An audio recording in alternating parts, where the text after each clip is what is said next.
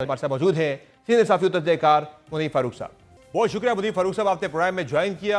आज मौलाना फजल रहमान साहब ने मुनीफ साहब जो आज सरप्राइज़ दिया है पाकिस्तान तहरीक इंसाफ को, ये मुतालबा करके कि वहाँ पे तब्दीली आनी चाहिए, वज़ीर आला को हटाया जाना चाहिए और तहरीक इंसाफ के अंदर से ही ये तब्दीली आनी चाहिए। तो क्या समझते हैं ये कितना बड़ा शौक होगा पाकिस्तान तहरीक इंसाफ के लिए? चूँकि वो तो पिछले हफ्ते तक ये कह रही थी तहरीक इंसाफ, बड़ी कॉन्फिडेंट थी कि मौलाना फजल रहमान ने उन्हें यकीन दहानी करवाई है कि वो किसी भी किस्म की तब्दीली के लिए मूव का हिस्सा नहीं बनेंगे।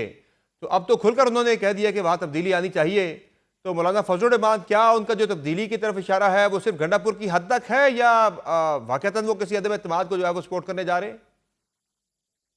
बहुत शुक्रिया आपका। देखिए समर, इसमें 2 एलिमेंट हैं। एक तो गंडापुर साहब के साथ एक या गंडापुर साहब की मौलाना साहब के साथ जो एक पुरानी मुखासमत है, जी आपको हाँ। पता है एक ही ज़िले से ताल्लुक है। तो गंडापुर हल्का साहब भी एक ही जितना है, हल्का नापसंद इंतखाब भी। एग्ज़ैक्टली जहाँ जितना गंडापुर साहब मौलाना साहब को नापसंद करते हैं, मौलाना साहब भी उतना ही या उससे ज़्यादा उनको नापसंद करते हैं। और आपको पता है जब 26वीं आईनी तरमीम के मामलात भी थे, तब भी गंडापुर साहब ने कोई खैर की बात मौलाना साहब के हवाले से नहीं की। वो बहुत सी चीज़ें करते रहे। खैर मौलाना साहब का स्टैचर और है, वो फिर बहुत सी चीज़ों पे जेयूआईफे रिस्पॉन्ड नहीं करती थी। तो मौलाना साहब ने अभी तक तो कोई बात ज़रूर की है, लेकिन उसका ताल्लुक गंडापुर साहब की हद तक है। जो एक तरीके अदम एतमाद आना, ये तमाम जमातें, आपने गवर्नर साहब का जो स्टेटमेंट है वो भी देखा होगा और जो उनकी मुलाकातें हैं वो भी देखी होंगी। लेकिन मैं आपको बड़ी ज़िम्मेदारी से ये खबर दे सकता हूँ कि कोई इतनी कीननेस मैंने इस निज़ाम के जो अहम लोग हैं, उनमें नहीं देखी कि वो खैबर पख्तूनख्वा की हुकूमत को कोई डिस्टेबलाइज़ करना चाहते हैं या गिराना चाहते हैं। उसके नंबर ऑफ रीज़न्स हैं। एक तो वहाँ आपको पता है दहशतगर्दी कितनी ज़्यादा बढ़ चुकी है, क्लींजिंग हो रही है, ऑपरेशन चल रहे हैं, मसाइल अपनी जगह हैं। तो ये all of a sudden all all together एक नया एक चैप्टर खुल जाना कि जी उसमें एक सियासी चेंज की भी बात शुरू हो जाए और वो भी ऐसी जहाँ पर फिर नंबर गेम और जोड़-तोड़ के सिलसिले हों, तो वो फिलहाल नज़र नहीं आ रहा। हाँ, लेकिन अलबत्ता मौलाना उसी साहब पे ने जो मुनीफ साहब, अगर मैं जी। मजीद ऐड करता चलूँ, जो मेरी मालूमात के मुताबिक तो जो सूबे में तब्दीली की बात तो आपने कहा कि उस तरफ कोई ऐसी कीनत नजर नहीं आ रही, लेकिन ये भी एक फैक्ट है कि सूबाई हुकूमत की कारकर्दगी और वज़ीर आला की कॉम्पिटेंस या अहलियत के ऊपर काफ़ी ज़्यादा सवालात उठाए जा रहे हैं, उनकी परफॉर्मेंस के ऊपर जो है वो उस पर काफ़ी ज़्यादा तशवीश है। देखिए इसको मैं अगर ये आप कहूँ कि शुरू दिन से एस्टेब्लिशमेंट और हुकूमत एन्जॉय कर रही है। मैं ये सख्त लफ्ज़ है कि उनका ख़्याल ये था कि जी गंडापुर साहब जब आए तो पीटीआई को ये लगा कि जी गंडापुर साहब इमरान खान साहब ने तो बड़ा मुँह-तोड़ जवाब दिया है इस निज़ाम को और एस्टेब्लिशमेंट को कि गंडापुर साहब को वज़ीर आला बना दिया है वहाँ का। लेकिन गंडापुर साहब की जो मैनेजमेंट है या गवर्नेंस का मॉडल है, उसके ऊपर जहाँ उनकी अपनी जमात के लोग तनकीद करते हैं, वहाँ फिर ज़ाहिर बात है एस्टेब्लिशमेंट के अंदर भी बात होती है। लेकिन उसको शायद इस तरह से लिया जाता है कि ठीक है जी, ये मॉडल है इमरान खान साहब का, this is the product which he give to the province Gandapur साहब की शक्ल में, तो अच्छी बात है। फिर गंडापुर साहब को आपको पता है अपने आप को रेलेवेंट रखने के लिए वो फिर जहाँ ज़रूरत पड़ती है, वो आप जनाब भी करते हैं, गुफ्तगू भी अच्छी फरमा लेते हैं। हाँ, पब्लिक में जाके गालियाँ भी निकाल लेते हैं, बुरा-भला भी कह लेते हैं, तड़ियाँ भी लगा देते हैं।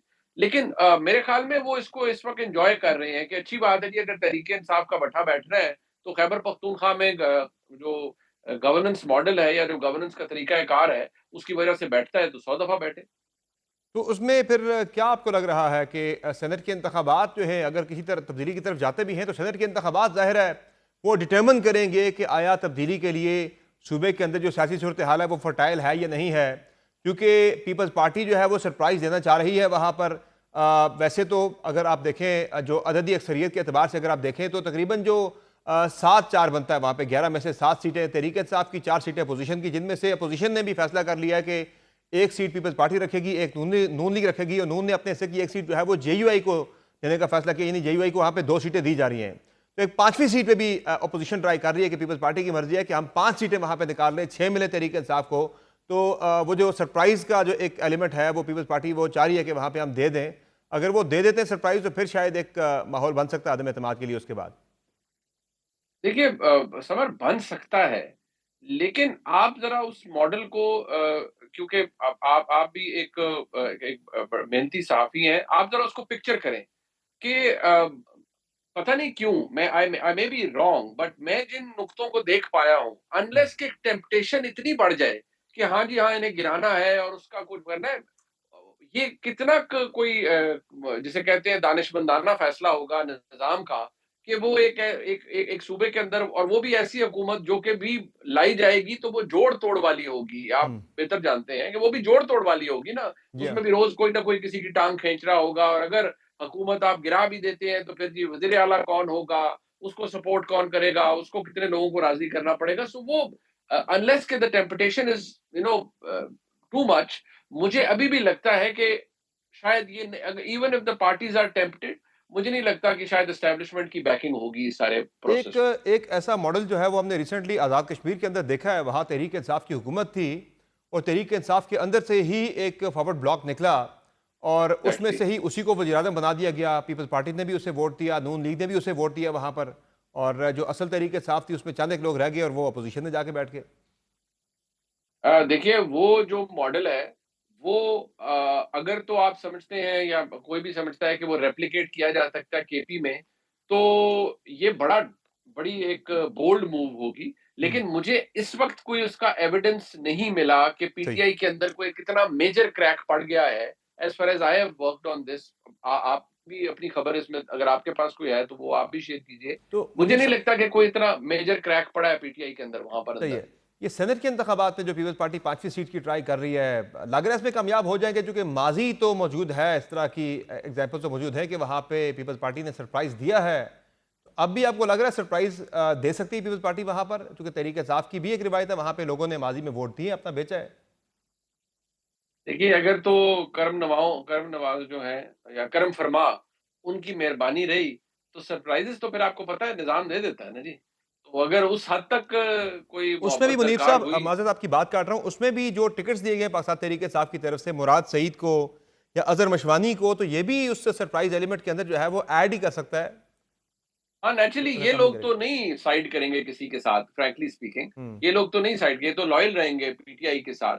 बट जहां जिसका दांव लगेगा, फ्रैंकली वो इस हद तक सेनेट की मामलात तक तो शायद पीटीआई को एक सेटबैक देने के लिए कोई मोहब्बत मिल सकती है जहां से मिलती है, लेकिन beyond that I I I have my doubts. सही है। अच्छा ये बताइएगा, ये जो आज काफिला लेकर गंडापुर साहब और बैरिस्टर गौहर साहब पहुंचे हैं लाहौर, ये आपको लग रहा है कि नुक्ता आगाज इसे कहा जा सकता है पाकिस्तान तहरीक इंसाफ की, उस तहरीक का जो गालिबन वो 5 अगस्त से शुरू करने जा रहे हैं इमरान खान की रिहाई के लिए? अब 5 अगस्त का तो if I have to follow Khan साहब वर्ड, तो फिर तो वो उन्होंने फरमाया था कि वो नुक्ता अरूज पर होगी। हम्म, यानी तहरीक has to start much before that कि वो नुक्ता अरूज जी पर हाँ, पहुंचे 5 अगस्त 2025 को। लेकिन एक सियासी एक्टिविटी है जो कि बहरहाल हम सहाफियों के लिए तो वो अच्छी होती है अगर हम देखते हैं कोई सियासी एक्टिविटी हो रही है। और द गुड पार्ट इज कि शायद के कोई पंजाब हुकूमत ने कोई इसको रोकने की किसी जगह कोशिश नहीं की, कुछ कुछ ओवरकिल नहीं हुआ। एक सियासी एक्टिविटी है, हुई है, फेयर इनफ। अगर वो लाहौर आए हैं, कोई वाओ फैक्टर उसके अंदर नहीं है।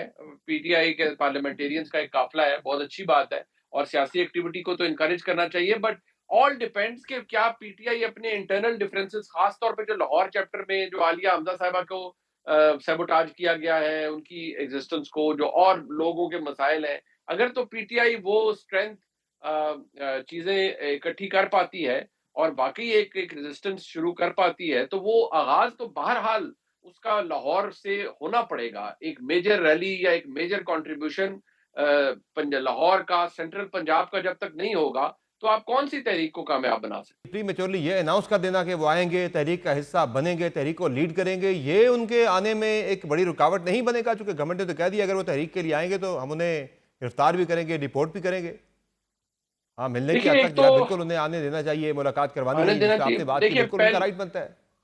राइट बनता है। देखिए, जो गवर्नमेंट की तरफ से किया गया, आई थिंक उसकी भी जरूरत नहीं थी। मुझे तो ताज्जुब हुई राणा साहब की, जो उन्होंने कहा जी कि वो आएंगे, और वो फिर उन्होंने उसको उसको एलैबोरेट किया कि भाई अगर वो किसी पुरतशद्दुद तहरीक हम्म, के अंदर आएंगे, और फिर राणा साहब ने कहा कि भाई ये पुरतशद्दुद कौन सी इनकी तहरीक नहीं है, दे हम्म, हैव रीजंस। वो कहते हैं 25 मई 2022 को आए तो पुरतशद्दुद थी, उसके बाद जो एपिसोड हुए पिछले साल नवंबर में हुए, ये तो समझ में, और आप कह सकते हैं ना कि वो सारी पुरतशद्दुद ही थी। क्या आप इस्लामाबाद से काम कर रहे हैं। आपको भी पता है, आपने तो लाइव बहुत सी चीज़ें देखी होंगी, पुरतशद्दुद तो मामला था।